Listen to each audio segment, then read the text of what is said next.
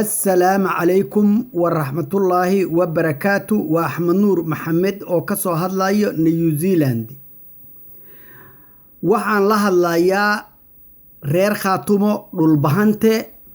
dhulbahantoo waxaa inii caddaynayaa intii ninba meel taagan yahay waxa ay la mid tahay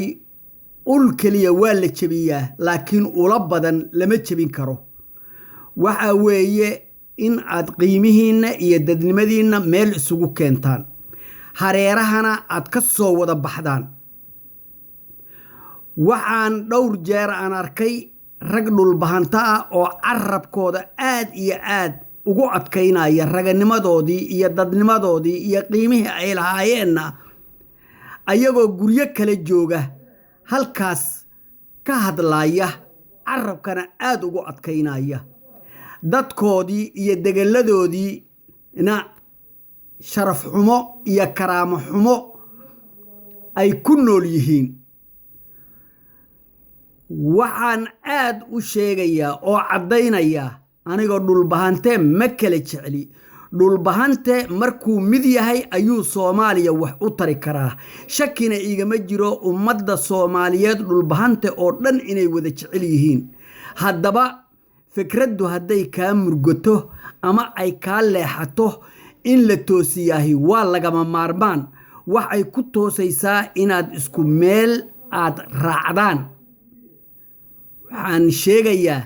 Saleebaan Cali Koore oo dhowr jeer hadlay oo aan arkay wardadnimada aad leedahay way fiican tahay kartida aad leedahay way fiican tahay niyadda aad leedahay way fiican tahay hase yeeshee ninkii tiisaba daryeela ayaa tug kale ku dara dharbaaxadii ku dhacday Taleex oo lagu sameeyay ayaa ciiliga qabtay meel walbaba ciidamo dhulbahanta ah oo haybad iyo hanaan iyo taariikh daraawiisheed lahaa ayaa hoosta waxaa laga soo geliyay reer Isxaaq oo ciidamadoodii lagu daray war ma aha war gurigaaga dhiso war gurigaaga wanaaji war gurigaaga fiicnee dhulbahante ha isku xirmo haddii uu doonayo karaamo iyo sharaf iyo haybad inuu ku noolaado taariikhda uu lahaana inay cirka aado oo maalin walbaba si wanaagsanaato waxaan rajaynayaa dadka hareeraha ku jira inay ka soo baxaan oo dhulbahante dhulkooda ay xaarxaartaan beera ka suubsadaan gurya ka suubsadaan warshada ka suubsadaan tacliintooda kor u qaadaan is aruuriyaan is hufaan waayo mar walbaba waxay ku andacoodaan oo aan laga goyn karin oo ilaahay dhiigooda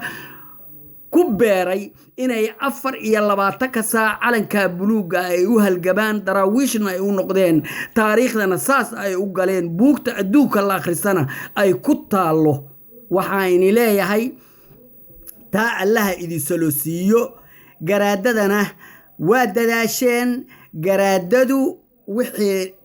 arrimo ah ee dhulbahante ku habboon waa labeentii ayaa tihiin ummadda labeentii ummadda ayaa tihiin waa layna caleema saartay waxa weeye qiimaynta dhulbahante garaadadu waa in ay magac iyo sharaf iyo haybad ay soo saaraan dowladda dhexe waxay garab inisiin kadhaa waxay gaashaan inisiin kartaa markii dhulbahante meel ka soo baxo oo dad is aruuriyay oo go'aan leh oo mawfiiqad leh ayaa dawladdu wax idin qaban kartaa dawladda Soomaaliyeedna hal nini ma laha waxaa leh ummadda Soomaaliyeed oo dhan ummadda Soomaaliyeed aad iyo aad iyo aad iyo aad ayay dhulbahante u jeceshahay jacaylka ayna jeceshayna waxa weeye in annagu aanu noqono dad waxtar ah oo qiimo leh sidaas ayaan idinkugula talinayaa waxaan hadalkayga ku soo aruurinayaa oo ku soo gabagabaynayaa dhulbahantow nin xuni kula qabiil ma aha ninku hadduu xun yahay kula qabiil ma aha runta isu sheega runta isu sheega garaadada oo dhan ugaasyada oo dhan waa inay sidaas wax u arkaan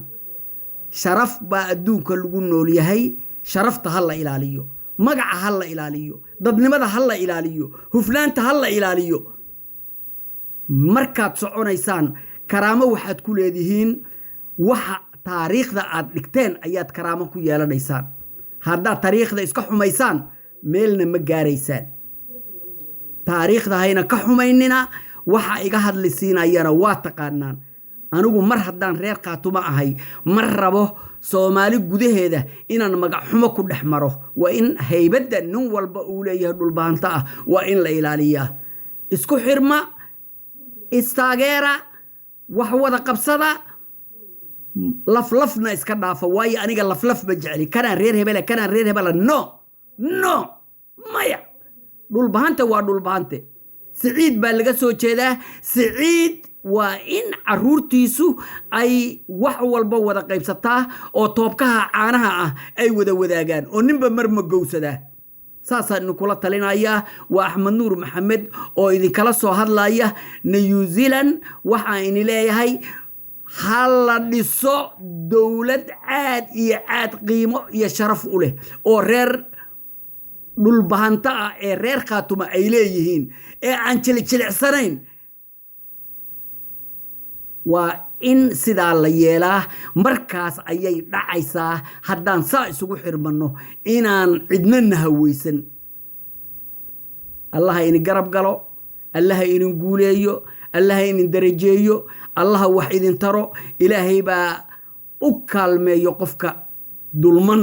waa la ina dulmiyay hareeruhu waana dulmiyeen dulmiga ka baxaan in leeyahay marka ka baxa waxa la isiisiinayo xiniyo laba cod kaco xiniyaha laba cod kaco ninku haduu 1 milyan ku siiyo waliga xiniyaha laba cod kaco sidaas aan kula talinayaa waa in loo dhintaa odaga Saciid ah oo na wada dhalay magaceennana waa inaan ilaalsanaa Soomaaliyana sharafteeda waa inaan kor u qaadnaa saan awalba u haynay Ilaahay hayna garab galo nabaday